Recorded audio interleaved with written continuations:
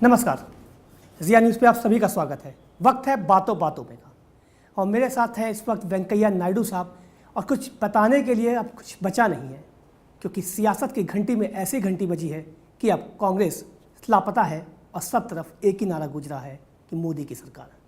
मोदी की सरकार के अंदर कौन ऐसा मंत्री था कि जो लड़ा हो चुनाव और बुरी स्थिति से ना हारा हो। यही है मोदी का जादू, यही है मोदी का समीकरण और इसी समीकरण पर वेंकैया नायडू साहब से बातचीत होगी। सर बहुत बहुत स्वागत है जिया न्यूज़ पर। धन्यवाद जी। सबसे इम्पॉर्टेंट चीज़ तो यही थी कि ये चुनाव पूरी तरीके से मोदी में नज़र आ रहा था और आज उसका परिणाम जब आया वो भी पूरा मोदी में नज़र आया। देश का ऐसा कोई कोना नहीं था, अगर कुछ कोनों की बात छोड़ दी जाए, हिंदी भाषित जहाँ तक क्षेत्रों की बात की जाए, मोदी मोदी मोदी या बीजेपी बीजेपी बीजेपी। कैसी जीत को मानते हैं इसको? नहीं, पार्टी ने देश के सामने जो चुनौतियां है वो चुनौतियों को अध्ययन करने के बाद पार्टी ने तय किया इस चुनौतियों को समाधान करने के लिए एक सक्षम और सक्रिय नेतृत्व चाहिए, समर्थ नेता चाहिए। इसलिए हमने सोच के तय किया नरेंद्र मोदी नेता होंगे।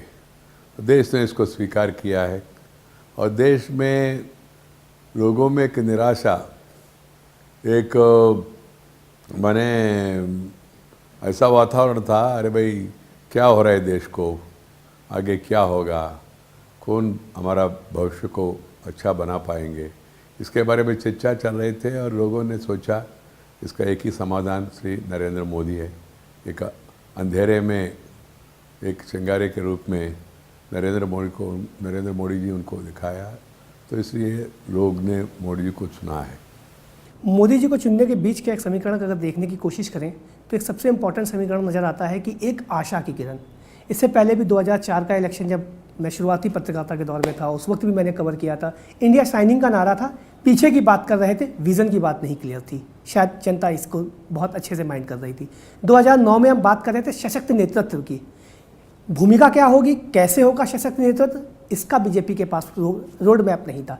लेकिन 2014 का इलेक्शन आपका रोड मैप बिल्कुल तैयार था कि अच्छे दिन आने वाले हैं, एक पॉजिटिव भूमिका। तो क्या आपको लगने लगा है कि अब जनता पॉजिटिवनेस के साथ आगे राजनीति? जरूर लोग पॉजिटिवनेस के साथ आगे देख रहे और उनको इसलिए विश्वास आया जो हमने कहा वो करके दिखाया। श्री नरेंद्र मोदी जी के नेतृत्व में लगातार 3 बार गुजरात में हमने सरकार बनाया, अच्छा काम करके दिखाया। 24 घंटा बिजली, गांव-गांव के लिए सड़क का निर्माण, हर गांव के लिए पानी, नया नया उद्योग लगाना, सब विषयों के बारे में खूब चर्चा हुआ पूरा देश में। और साथ ही साथ मध्य प्रदेश में, छत्तीसगढ़ में, गोवा में, पंजाब में, जहाँ भी हमारा सरकारें थे, जो अच्छा काम हमने करके दिखाया, ये याद दिलाया लोगों को। लोगों ने विश्वास व्यक्त किया और मोदी जी को चुना है। देखिए, अभी आने वाले वक्त में फिर से लगता तो है, जो समीकरण अभी तक के हैं, हालात ऐसे हैं कि दिल्ली में भी सरकार कोई बनती नज़र नहीं आ रही है। अगर दिल्ली की 7 सीटों पर देखें तो कांग्रेस 3rd पोजीशन पर है, आम आदमी पार्टी 2nd पर और आप 1st पर। यहाँ आपको लग रहा है कि आम आदमी पार्टी कहीं ना कहीं विधानसभा इलेक्शन में भी आपके लिए दिक्कत पैदा कर सकती है और एक कांटे की टक्कर दे सकती है? कांग्रेस तो नदारद है यहाँ से। नहीं, पहले वो स्थिति था, मगर जब आम आदमी पार्टी ने कांग्रेस के खिलाफ चुनाव लड़ने के बाद कांग्रेस से मिलकर सरकार बनाया, तब से लेकर लोगों का मन में आम आदमी पार्टी के बारे में धारणा बदल गए। कारण क्या है? आप कांग्रेस को भ्रष्ट कहा, आपने कांग्रेस को कम्युनल कहा, आपने कांग्रेस के बारे में बहुत कुछ कहा है और कहा हम इन लोगों को जेल भेजेंगे, और उन्हीं लोगों का मदद लेके आपने सरकार बनाया, फिर बीच में छोड़ के चले गया। इसलिए इनका विश्वसनीयता, इनका क्रेडिबिलिटी उसी समय ख़त्म हो गया। अभी इस चुनाव में भी आपने देखा होगा इनका कितना ताकत था, मगर प्रचार कितना मिला इनको, कवरेज कितना दिया आप लोगों ने, सब ने, आम आदमी पार्टी को। फिर रिजल्ट क्या आया? तो आगे भी वही स्थिति होने वाली है। दिल्ली में आम आदमी के बारे में शुरू में लोगों में एक आशा, जैसा नरेंद्र भाई के बारे में हुआ, ऐसा एक नया आशा है, भाई नया लोग आया, पढ़े लिखे लोग हैं, अच्छा लोग हैं, कुछ करेंगे, करके दिखाएंगे, ये विश्वास था। हमने भी सोचा, सच में व्यक्तिगत रूप में मैंने भी सोचा, ठीक है एक नया समूह सामने आ रहे, कांग्रेस से ये बेहतर होगा इन्हीं के साथ मुकाबला करना।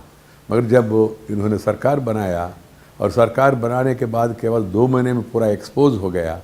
इसलिए आज आम आदमी मेरे ख्याल से कोई बड़ा चुनौती देने वाला नहीं है, और आने वाले दिनों में जब भी चुनाव होगा दिल्ली में भारतीय जनता पार्टी का सरकार बनेगा।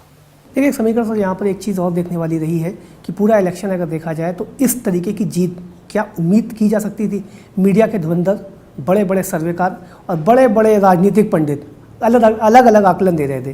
कोई आपको बहुमत तक पहुंचाने की कोशिश कर रहा था तो कोई पीछे खींच ले रहा था। ये कोई नहीं कह रहा था कि बहुमत। कोई आज बता रहे थे मुझे, कांग्रेस वाले जो आलोचना कर रहे थे सर्वेस के बारे में, वो लोग अभी कह रहे कम से कम सर्वे सही निकले तो अच्छा होते थे।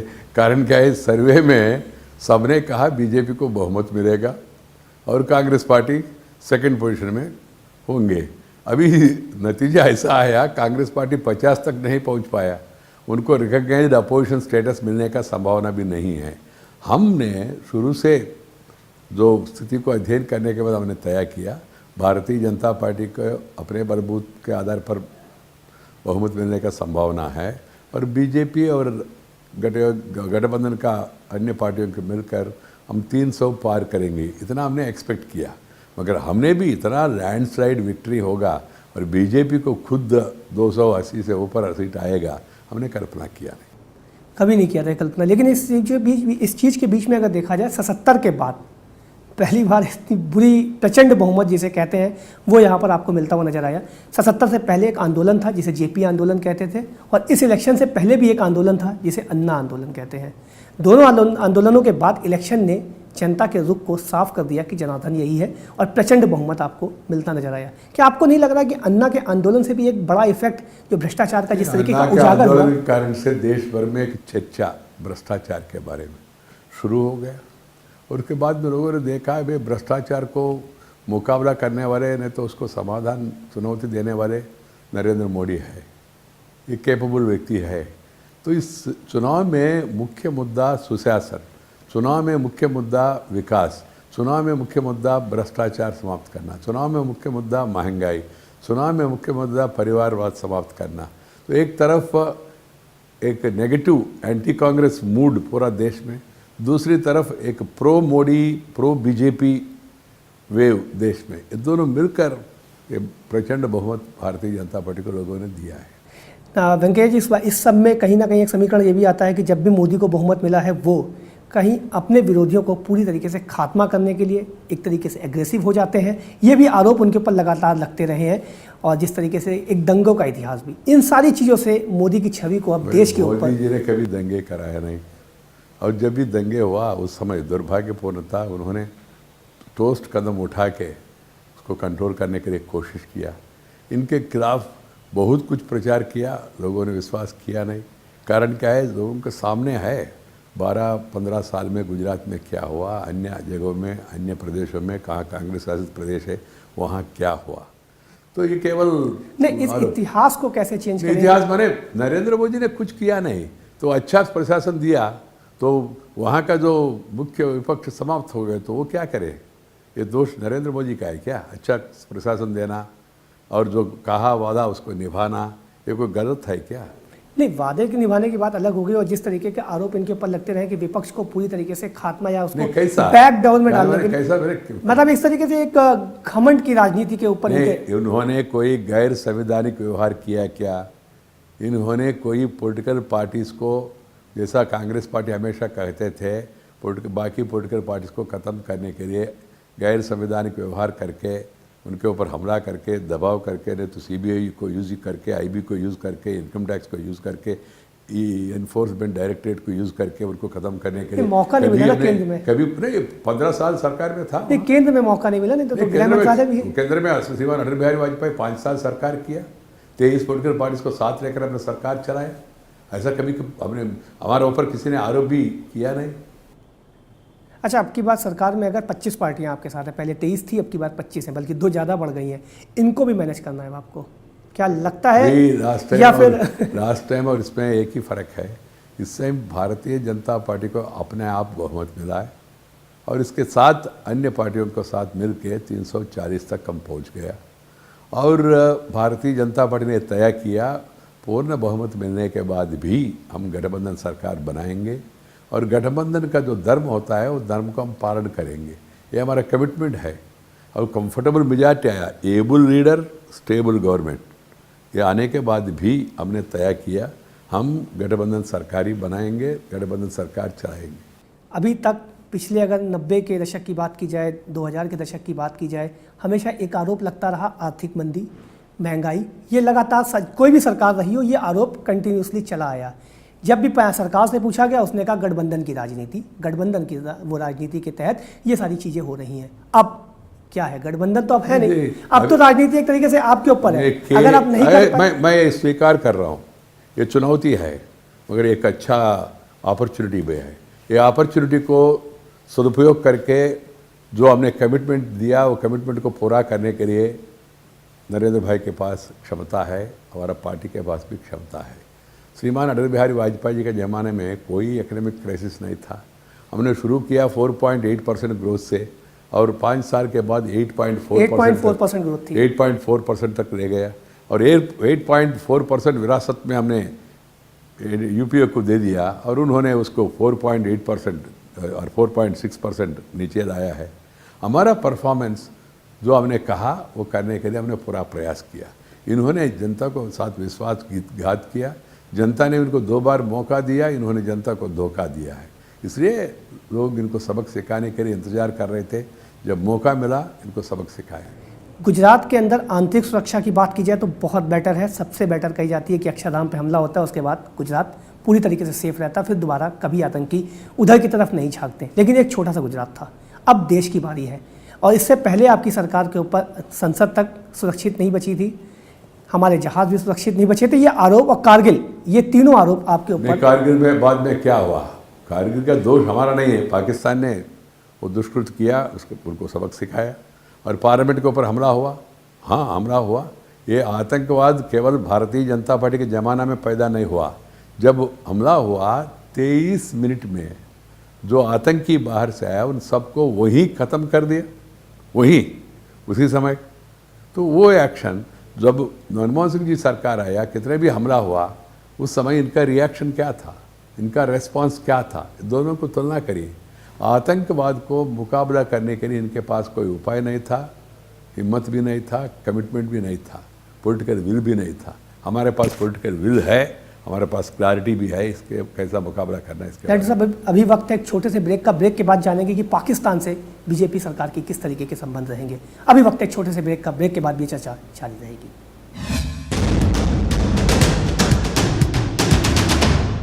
बार फिर से स्वागत है। नायडू साहब से बातचीत, जो गरम बातचीत चल रही वो जारी है। उस पर ऊपर अब पाकिस्तान को लेकर बीजेपी का रुख क्या रहने वाला है, क्योंकि पाकिस्तान हमारा पड़ोसी है, हम पाकिस्तान के साथ अच्छा संबंध रखना चाहते हैं। कारण क्या है, जैसा अटल बिहारी वाजपेयी ने कहा, आप दोस्त को बदल सकते हैं मगर पड़ोसियों को बदल नहीं सकते। पड़ोसी रहेगा ना हमेशा। तो हमारा नेबर है, नेबर को चेंज करना आपके हाथ में नहीं है। नेबर ने तो 3 बार आंख दिखाई। नहीं, फिर भी देखो, यहाँ जब आप अपना कमिटमेंट, अपना कैलिबर, अपना कैपेसिटी दिखाएंगे, हम किसी के ऊपर हमला करने वाले नहीं हैं, मगर हमारा ऊपर कोई हमला करे, नहीं तो हमारा देश में आके कुछ प्रोत्साहन करे। अभी तक जो पाकिस्तान करते रहा, एडिंग, अबिटिंग, फंडिंग, ट्रेनिंग टेररिस्ट, ये नहीं चलेगा। पाकिस्तान को हम सॉफ्ट रूप में बताएंगे, भाई आप हमारे देश में इंटरफेयर मत करो, हम आपका देश में इंटरफेयर नहीं करेंगे, हम दोनों मिलकर आगे बढ़ने के लिए कोशिश करेंगे। हमारा लड़ाई पाकिस्तान के जनता के साथ नहीं है। जो पाकिस्तान में जो सरकार आ रहे हैं वो सरकार अपना लोकल पॉलिटिकल फ़ायदा के लिए, नहीं तो अपना संरक्षण के लिए, नहीं तो सर्वाइवल के लिए जो दुस्साहस कृत्य कर रहे हैं, ये नहीं होना चाहिए। ये हमारा स्टैंड है। पाकिस्तान के साथ अच्छा संबंध होगा, पाकिस्तान के जनता के साथ भी हमारा स्नेह होगा। आपने देखा श्रीमान अटल बिहारी वाजपेयी जी के संदर्भ में लाहौर बस समझौता एक्सप्रेस, और खुद इस्लामाबाद जाके वाजपेयी जी ने क्या कहा, तो वही हमारा लाइन होगा। मगर हम वैसे देना चाहते हैं पाकिस्तान को, आप हमारा इंटरनल मामले में इंटरफेयर मत करो। लेकिन विदेश नीति की जहाँ तक बात की जाएगी तो अब की बार बीजेपी की विदेश नीति कैसी होगी, क्योंकि अमेरिका भी आंख दिखा चुका है नरेंद्र मोदी को वीज़ा को लेकर, और आप पाकिस्तान की भी बात कर रहे हैं। अभी अमेरिका अध्यक्ष जी ने कल खुद फ़ोन करके नरेंद्र भाई को इन्विटेशन दिया अमेरिका आने के लिए। भाई अब तो invitation सब जगह से आ रहा है। भारत को अनदेखा करना किसी के लिए संभव नहीं है। भारत एक ताकतवारी देश है और वो मोदी जी भी ऐसा एक ताकतवारी नेता है, और भारत और मोदी जी दोनों का जोड़ी जो है ना, इसको अनदेखा करना दुनिया में कोई भी नहीं कर सकता। कश्मीर का मुद्दा भी एक बहुत गर्मा गर्म मुद्दा रहा है, जिसको लेकर जब मोदी जी गए थे तो धारा 370 को लेकर बहुत बड़ी बहस छिड़ी थी। मोदी जी छूते हुए निकल गए उस मैटर में। भारतीय जनता पार्टी का स्टैंड नोन है। धारा 370 के कारण से कोई कश्मीर को कोई फ़ायदा होने वाला नहीं है, मगर धारा से 370 समाप्त तब भी होगा जब वो समाप्त करने के उतना बहुमत भारतीय जनता पार्टी को मिलना चाहिए, तब उस दिशा में आगे बढ़ेंगे। जब तक हमको उतना बहुमत तो आपको है। नहीं, वो तो केवल सिंपल मेजॉरिटी से होगा नहीं ना। एक दूसरा, इसके लिए जनता में चर्चा, मोदी जी ने कहा कश्मीर में इसके बारे में चर्चा होना चाहिए, बहस होना चाहिए, इसमें आपत्ति क्या है? धारा 370 से कुछ फ़ायदा हुआ क्या कश्मीर को? केवल वो ऐसा दिखा के लोगों में ऐसा एक भावनात्मक एक माहौल बना के पॉलिटिकल फ़ायदा उठाने की कोशिश कर रहे हैं। आपने देखा होगा, ये सब कुछ कहने के बाद भी नेशनल कॉन्फ्रेंस का क्या स्थिति बना? नेशनल कॉन्फ्रेंस इस चुनाव में वॉश आउट हो गया। तो क्या आप कदम उठाएंगे धारा 370 के लिए कि बहस हो या उसको वापस? बहस होने दीजिए, बहस का नतीजा क्या निकलेगा देखेंगे। नहीं, कदम जल्दबाजी में कुछ नहीं करेंगे, बहस होने दीजिए। समीकरण किस तरीके से तैयार होंगे सरकार को चलाने के लिए? क्योंकि कोई सरकार चलाने के लिए हमारे पास बहुमत है, इसमें कोई प्रॉब्लम नहीं है। नंबर 2, लोगों ने केवल कांग्रेस के ऊपर नाराजी नहीं दिखाया, कांग्रेस को जिन लोगों ने साथ दिया उन सबको सबक सिखाया। आप जस्ट नोट करिए, मीडिया ने इसको नोटिस नहीं कर पाया। मैंने नोटिस किया था, ममता वाली नहीं, वाली बात कर रहे हैं। डीएमके 0, बीएसपी 0, समाजवादी केवल परिवार तक 5 लोग, एनसीपी केवल 4 या 5, और नेशनल कॉन्फ्रेंस वॉश आउट। और ममता जी ने पहले ही थोड़ा रियलाइज करके इन्होंने बाहर आया, इसलिए बच गया। नहीं तो कोई भी व्यक्ति, कोई भी पार्टी इनके साथ दिया। जिन लोगों ने मेरा 3 सूत्र कार्यक्रम पकड़ा, इन लोगों के बारे में मैंने कहा, सदन में लोग क्या कहते हैं, सुबह टॉक आउट, दोपहर में वॉकआउट, शाम को बेल आउट। उसी सरकार को इनका नीति था। अभी ऑल आउट हो गया सब पॉलिटिकल पार्टीज जो कांग्रेस को साथ दिया यूपीए का। इसलिए अभी आने वाले दिनों में कोई हमारा मुकाबला करने वाले नहीं होंगे और कोई ऐसा सिचुएशन पैदा करने के लिए भी प्रयास नहीं कर पाएंगे। They are demoralized. और कांग्रेस पार्टी के पास आजकल ऐसा कोई उपाय नहीं है और संख्या भी नहीं है जुटाने के लिए। और ये लोग कह रहे हैं आप राज्यसभा में बहुमत नहीं है, अब ये नहीं कर, ठीक है बहुमत नहीं है तो आप देखेंगे कैसा हम बिल्स वगैरह पास करेंगे। और इसके लिए हमारा पास उपाय है। राज्यसभा में एक बार बिल पास नहीं हुआ, 2 बार पास नहीं हुआ, हम जॉइंट सेशन बुला सकते। जॉइंट सेशन में 390 आपके पास है तो आराम से आप बिल्स को पास कर सकते। आपके पास केवल लोअर हाउस में 340 है, अपर हाउस और लोअर हाउस मिलके आपके पास 400 से ऊपर सीट है, इसलिए कोई प्रॉब्लम नहीं होगा। और कोई ऐसा चुनौती देने वाले भी है ही नहीं देश में और आज का पार्लियामेंट में। लेकिन पार्लियामेंट में चुनौती नहीं होगी, जनता के सामने बड़ी उम्मीदें और उसके सामने आपके ऊपर काट होगा। ये तो जरूर है। कारण क्या है, एक कांग्रेस पार्टी ने देश में मैं हमेशा कहते रहा, मनमोहनम नहीं सर्वनाशनम हो गया देश में। वित्तीय स्थिति इतना खराब स्थिति इन्होंने, तो इसलिए विकास को और वित्तीय स्थिति को पटरे पर लाना, to bring back economy on rails, ये पहली प्रायोरिटी होगा। विदाउट क्रिएटिंग वेल्थ आप डिस्ट्रीब्यूट भी नहीं कर पाएंगे। विकास देना है तो उसके लिए पैसा चाहिए, पैसा है तो इकोनॉमिक मैनेजमेंट अच्छा होना चाहिए। इसके लिए कुछ ठोस कदम उठाना चाहिए। हमारे पास उपाय है, हम करके दिखाएंगे। मोदी जी सीट कौन सी छोड़ेंगे, चर्चा है? वो मेरे पास सब जगह, सारी जगह पे चर्चा है। तो रहने दीजिए, जब जरूरत पड़ेगा तब वो घोषणा करेंगे। अच्छा, बीजेपी इतनी जल्दबाजी में क्यों दिखी कि मंत्रिमंडल और मंत्री सब बात होने लगी, मीडिया में खबरें आने लगी? हमारे पास कोई जल्दबाजी नहीं, हमने किसी चर्चा किया नहीं। मीडिया वाले के पास 24/7 टाइम है, 24 घंटे चलाना है, इससे खबर वो चला रहे, ये है वो है, इनका ये पोर्टफोलियो, उनका ये पोर्टफोलियो। अभी तक हमने शपथ कब लेना ये भी तय नहीं हुआ।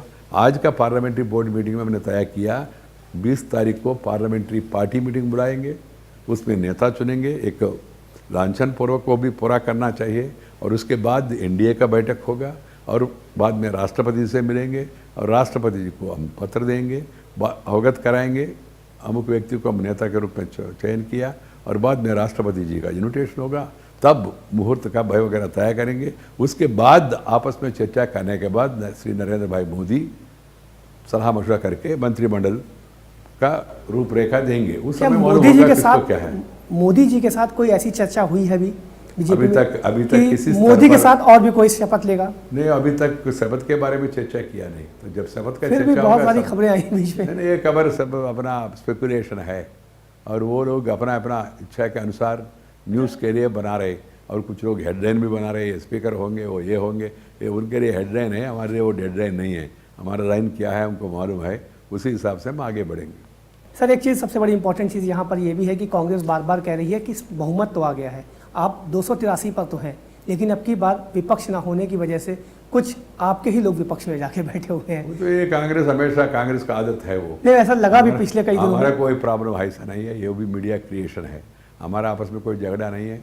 हम लोकतंत्र में विश्वास करने वाले पार्टी है। आपस में चर्चा करेंगे, कुछ विषयों के बारे में अलग अलग मत हो सकता है, मगर अंत में जो निर्णय होगा सब इसको स्वीकार करेंगे। कल अडवाणी जी की प्रेस कॉन्फ्रेंस में सुन रहा था, अडवाणी जी ने अपनी जब बयान दिया तो उसमें बिल्कुल साफ साफ बोला कि ये जीत मोदी जी की वजह से है या बीजेपी की वजह से, देखने वाली बात है, रिसर्च करना पड़ेगा। मैं खुद किसको कितना श्रेय देना उसके बारे में चर्चा किया, क्योंकि भाई खुद उनके साथ था। हाँ, किसको कितना श्रेय दे भाई, बीजेपी को दे कि मोदी को दे? पार्टी कार्यालय में आया तो उस समय उन्होंने नरेंद्र मोदी जी का प्रशंसा किया अपना भाषण में।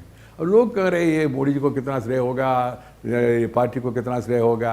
और किसी से पूछे आप बच्चा पैदा होने के लिए कि माँ का कितना श्रेय है और पिताजी का कितना श्रेय है, दोनों मिलने के बाद बच्चा पैदा हो गया।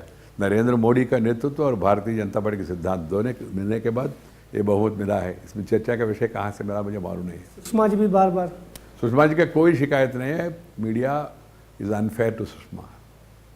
पूरी तरीके से लग रहा है कि कहीं ना कहीं एक कुछ नहीं है, कुछ नहीं। समीकरण बिल्कुल साफ है कि आप सब क्लियर है, साथ साथ है। और क्लियर है, क्योंकि बार बार आरोप यही लगता रहा है कि विपक्ष ना भी हो तो कोई दिक्कत नहीं, बीजेपी अपने आप विपक्ष खड़ा कर ये लेगी। लोग कुछ ऐसी अफवाह चलाते हैं।